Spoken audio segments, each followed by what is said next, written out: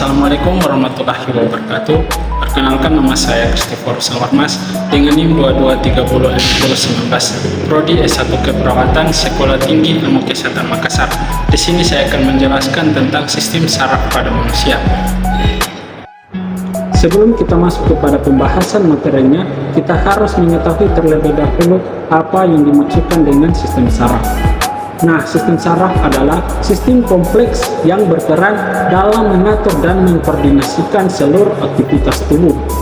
Sistem ini memungkinkan Anda untuk melakukan berbagai kegiatan seperti berjalan, berbicara, menelan, bernapas, serta semua aktivitas mental termasuk berpikir, belajar, dan mengingat.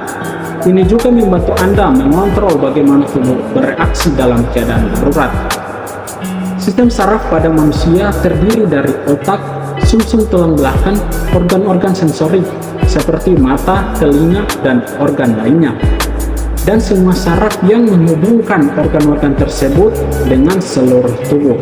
Sistem ini bekerja dengan mengambil informasi melalui bagian tubuh atau indera tertentu, merespon informasi tersebut, serta memicu reaksi seperti membuat otot Anda bergerak, merasakan sakit atau panas. Yang berikut yaitu anatomi dan bagian sistem saraf. Yang pertama, otak. Otak adalah mesin pengendali utama dari segala fungsi tubuh. Seperti yang disebutkan di atas, otak ini merupakan bagian dalam sistem saraf pusat manusia. Jika saraf pusat merupakan pusat kontrol tubuh, maka otak adalah markas besarnya. Otak terbagi dalam beberapa bagian dengan fungsinya masing-masing. Secara umum, bagian otak terdiri dari otak besar, otak kecil, batang otak, serta bagian-bagian otak lainnya. Bagian-bagian ini dilindungi oleh tengkorak dan selaput otak, dan dikelilingi oleh cairan seropinal untuk menghindari terjadinya cedera otak. Yang kedua yaitu sumsum tulang belakang. Sama dengan otak, sumsum tulang belakang juga merupakan bagian dari susunan saraf pusat. Sumsum tulang belakang langsung terhubung dari otak melalui batang otak dan kemudian mengalir sepanjang ruas tulang belakang. Saraf tulang belakang berperan dalam aktivitas sehari-hari dengan mengirimkan sinyal dari otak ke bagian lain dari tubuh dan memerintahkan otot untuk bergerak. Selain itu, sumsum tulang belakang juga menerima masukan sensorik dari tubuh, memprosesnya, dan mengirimkan informasi tersebut ke otak. Yang ketiga ada sel saraf atau neuron. Bagian tak kalah penting dari anatomi sistem saraf adalah sel saraf itu sendiri atau disebut neuron. Fungsi sel saraf atau neuron adalah mengantarkan impuls saraf. Berdasarkan fungsinya, neuron terbagi ke dalam 3 jenis, yaitu neuron sensorik yang membawa pesan ke saraf pusat, neuron motorik yang membawa pesan dari saraf pusat, serta interneuron yang mengantarkan pesan di antara neuron sensorik dan motorik di saraf pusat. Setiap neuron atau sel saraf tersebut terdiri dari 3 bagian atau struktur dasar anatomi neuron tersebut, yaitu yang pertama ada sel yang memiliki inti, yang kedua dendrit yang berbentuk seperti cabang berfungsi untuk menerima stimulus yang dibawa impuls ke badan sel. Yang ketiga ada akson, yaitu bagian dari sel saraf yang membawa impuls keluar dari badan sel. Akson umumnya dikelilingi oleh myelin, yaitu lapisan padat berlemak yang melindungi saraf dan membantu pesan untuk keluar. Pada saraf tepi, myelin diproduksi oleh sel hewan. Sel-sel saraf ini dapat ditemukan di seluruh tubuh dan berkomunikasi satu sama lain untuk menghasilkan respon dan tindakan fisik. Diperkirakan terdapat sekitar 100 miliar neuron di otak.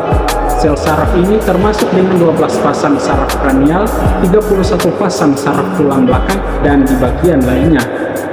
Yang berikut yaitu fungsi sistem saraf. Secara umum, sistem saraf pada manusia memiliki beberapa fungsi, diantaranya 1. Mengumpulkan informasi dari dalam dan luar tubuh. di mana ini termasuk dari fungsi sensorik. Yang kedua, mengirimkan informasi ke otak dan sumsum tulang belakang. Yang ketiga, memproses informasi di otak dan sumsum tulang belakang, termasuk dari fungsi integrasi. Yang keempat, mengirimkan informasi ke otot, kelenjar, dan organ sehingga dapat merespon dengan tepat fungsi motorik. Masing-masing struktur sistem saraf, yaitu saraf pusat dan saraf tepi, menjalankan fungsi yang berbeda. Berikut adalah penjelasannya. Sistem saraf pusat. Sistem saraf pusat yang terdiri dari otak dan sumsum tulang belakang memiliki fungsi untuk menerima informasi atau rangsangan dari semua bagian tubuh, kemudian mengontrol dan mengendalikan informasi tersebut untuk menghasilkan respon tubuh. Informasi atau rangsangan ini termasuk yang berkaitan dengan gerak seperti bicara atau berjalan, atau gerakan tak sadar seperti berkedip dan bernapas. Ini juga termasuk bentuk informasi lainnya seperti pikiran, persepsi, dan emosi manusia. Yang berikut yaitu sistem saraf tepi. Secara garis besar, fungsi saraf tepi adalah menghubungkan respon sistem saraf pusat ke organ tubuh dan bagian lainnya di tubuh Anda. Saraf ini meluas dari saraf pusat ke arah keluar tubuh sebagai jalur penerima dan pengirim rangsangan dari dan ke otak. Masing-masing susunan saraf tepi, yaitu somatik dan otonom, memiliki fungsi yang berbeda. Berikut yaitu penjelasan mengenai sistem saraf somatik dan otonom. Yang pertama yaitu sistem saraf somatik. Sistem saraf somatik bekerja dengan mengontrol semua hal yang Anda sadari dan secara sadar mempengaruhi respon tubuh, seperti menggerakkan lengan tangan, kaki, dan bagian tubuh lainnya. Fungsi saraf ini menyampaikan informasi sensorik dari kulit, organ indera, atau otot ke sistem saraf pusat. Selain itu, saraf somatik juga membawa respon keluar dari otak untuk menghasilkan respon gerakan. Contohnya, saat menyentuh termos panas, saraf sensorik membawa informasi ke otak bahwa ini adalah sensasi panas. Setelah itu, saraf motorik membawa informasi dari otak ke tangan untuk segera menghindari dan menggerakkan melepas atau menarik tangan dari termos panas tersebut. Yang kedua yaitu sistem saraf otonom. Sebaliknya, sistem saraf otonom mengontrol aktivitas yang Anda lakukan secara tak sadar atau tanpa perlu memikirkannya. Sistem ini terus-menerus aktif untuk mengatur berbagai aktivitas seperti bernapas, detak jantung, dan proses metabolisme tubuh. Yang berikut yaitu penyakit sistem saraf. Beberapa penyakit atau gangguan saraf. Ada beberapa gangguan atau penyakit yang memungkinkan terjadi sehingga mengganggu fungsi vital dari sistem saraf pada manusia. Berikut adalah macam-macam penyakit saraf tersebut. Yang pertama yaitu penyakit Alzheimer. Adalah penyakit yang menyerang sel-sel otak dan neurotransmitter, bahan kimia yang membawa pesan di antara sel-sel otak. Penyakit ini memengaruhi fungsi otak, mempengaruhi ingatan Anda, dan cara Anda berperilaku. Yang kedua yaitu Parkinson. Penyakit Parkinson adalah gangguan yang terjadi ketika sel-sel saraf tidak menghasilkan cukup dopamin, yaitu bahan kimia yang sangat penting untuk kelancaran kontrol otot dan gerakan. Yang ketiga ada penyakit multiple sclerosis. Adalah penyakit kronis yang mempengaruhi saraf pusat.